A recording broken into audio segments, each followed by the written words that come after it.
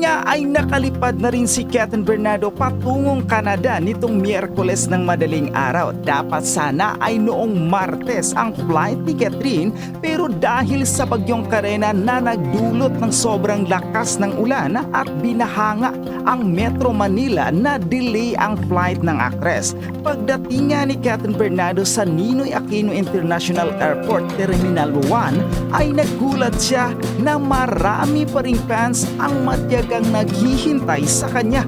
Akala niya kasi ay wala nang nakaabang sa pagdating niya dahil sa bagyo at baha.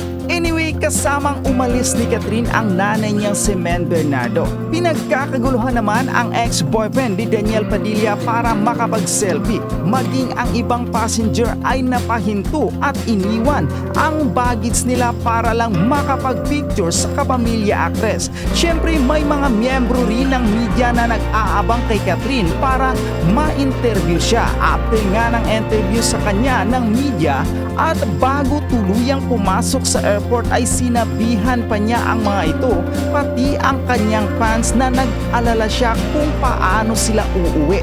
Super lakas kasi ng ulan at baha pa rin ng ilang bahagi ng Metro Manila.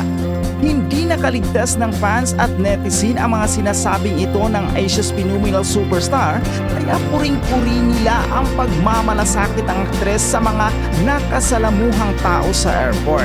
Samantala, nanghihinayang si Kathryn dahil hindi siya makakasama sa ASAP Natin 2 in California. Hoping din siya na magkaroon ng free time from shooting ng Hello Love Again para makapagtinis at makabanding kahit sandali ang kanyang ate Maha Salvador at anak nito na si Baby Maria na nasa Canada rin. Almost 1 month nga palang mawawala si Kathryn sa bansa at nangako ito sa mga fans niya na babawi ito sa kanila pag-uwi niya. Samantala sa July 27 naman ang aalis ng leading man niyang si Alden Richard para sa kanilang reunion movie after 5 years. Pero sasabak din ang aktor sa mga kapuso show sa US at Canada na hindi naman magagawa ni Kathryn dahil gusto ng management team na mag-focus lang siya sa Hello Love Again. Ito daw ang dapat ang priority ng actress. Ibinalita nga rin pala ni Kathryn na malamang ay dumalaw din ang mga boss nila sa shooting in Calgary.